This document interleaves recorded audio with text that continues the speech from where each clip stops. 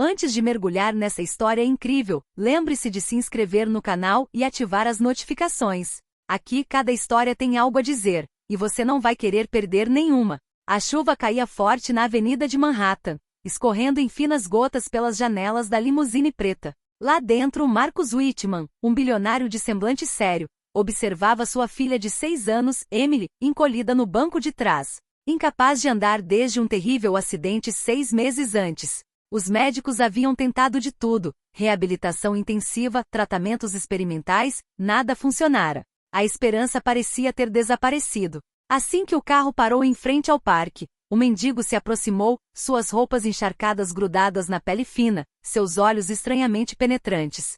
Senhor, posso fazer sua filha andar novamente? Disse ele com uma voz calma, mas confiante. Marcus paralisou. Seu coração disparou. Os traços do mendigo eram comuns, quase insignificantes, mas algo em seu olhar irradiava uma certeza perturbadora. Seria ele um charlatão? Uma criação da imaginação desesperada de um pai?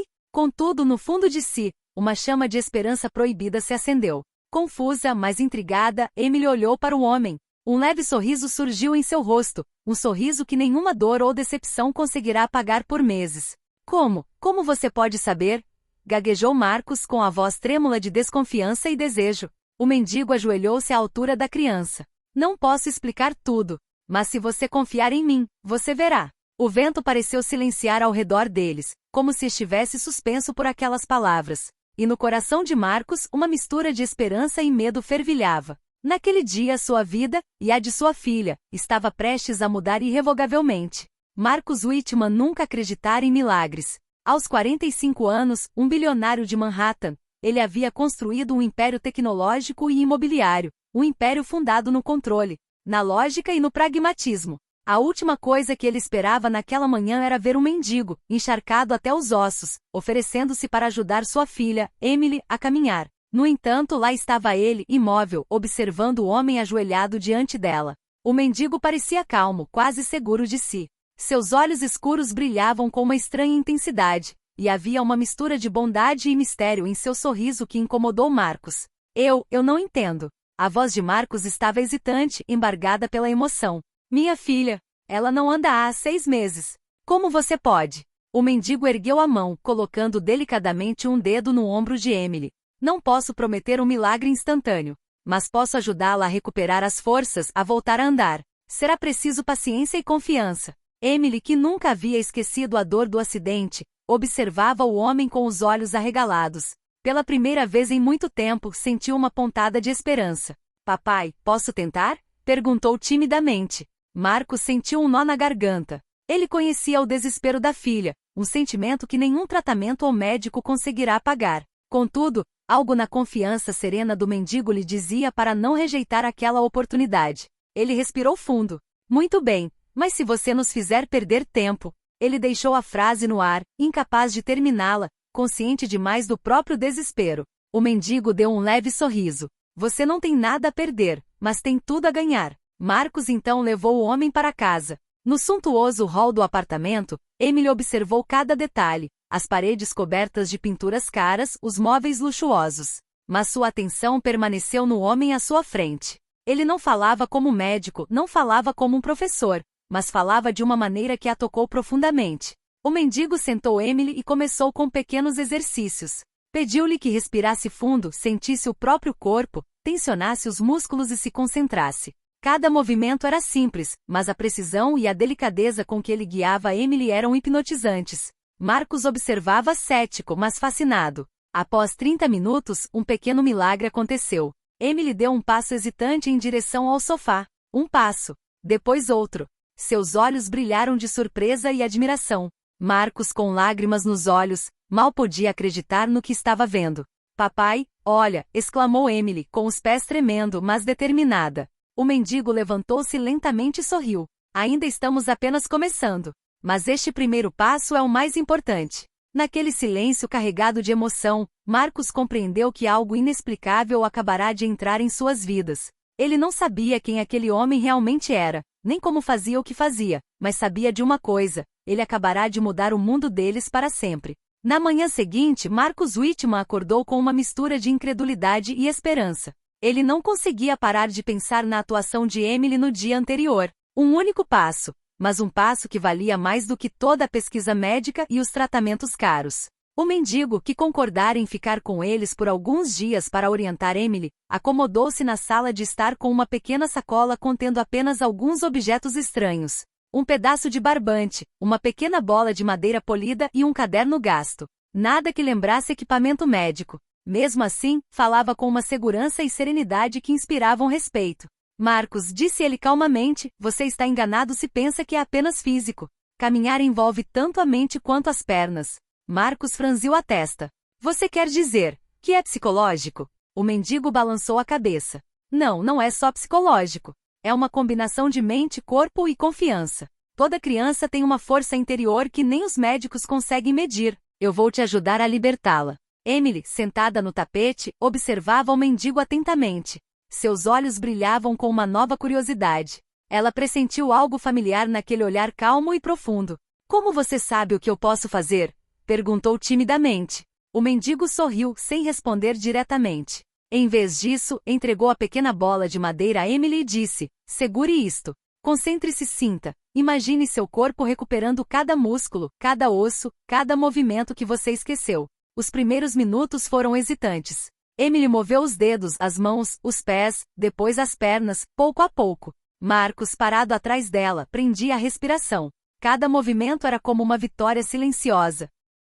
De repente, Emily deu um passo, depois outro, mais confiante do que no dia anterior. Ela riu, uma risada cristalina que ele não ouvia há meses. Marcos sentiu lágrimas escorrendo pelo rosto. É incrível, murmurou. O mendigo observou a cena em silêncio e então disse, a parte mais difícil não é andar, é acreditar que você consegue. E isso é algo que poucas pessoas sabem ensinar. Os dias seguintes foram uma rotina estranha, mas eficaz. Emily progrediu rapidamente, guiada pelos métodos misteriosos do mendigo. Marcos começou a fazer perguntas. Quem é você de verdade? Como você sabe fazer isso? O mendigo balançou a cabeça e respondeu com um sorriso enigmático. Nomes e histórias não importam. Tudo o que importa é que esta menina recupere a sua vida. Para Marcos, cada dia era uma lição de humildade. Ele pensava que o dinheiro podia comprar tudo, os melhores médicos, os tratamentos mais caros, a ciência mais avançada. Mas nada valia essa estranha conexão entre Emily e esse homem sem nome, esse estranho capaz de despertar uma força que ele jamais imaginara. E lá no fundo, uma preocupação crescia. Por que esse homem tinha tanta certeza de que conseguiria onde todos os outros haviam falhado? E por que ele parecia esconder algo mais profundo?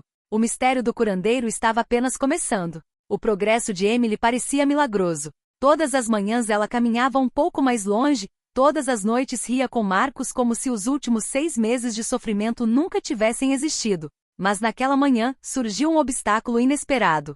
Ao tentar descer as escadas pela primeira vez desde o acidente, Emily cambaleou e caiu de joelhos. Um grito agudo ecoou pelo ar, e Marcos correu até ela com o coração disparado. Ele a levantou delicadamente, sacudindo-a levemente para ter certeza de que não estava machucada. O mendigo chegou alguns segundos depois com um semblante sério. Isto não é um acidente, disse ele em voz baixa, mas firme. Os limites que acreditamos ter não são apenas físicos. Eles vêm do medo. Emily, com os olhos marejados, balançou a cabeça. Mas eu estava com medo, e caí. O mendigo colocou a mão no ombro dele e disse suavemente, exatamente. É isso que temos que enfrentar. O medo costuma ser mais paralisante do que qualquer ferimento. Marcos sentiu uma mistura de frustração e admiração. Mas como você pode ter tanta certeza de que ainda pode ajudá-lo? O mendigo sorriu misteriosamente.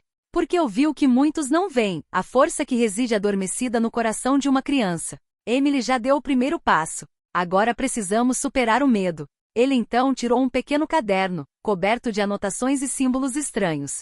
Entregou-o a Marcos.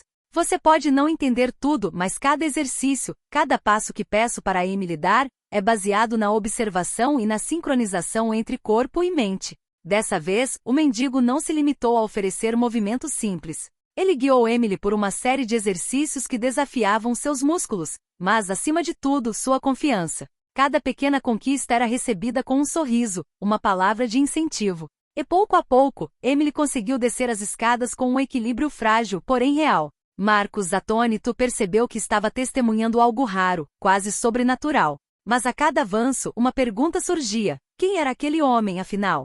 E de onde viera para possuir um conhecimento que nem mesmo os melhores médicos tinham?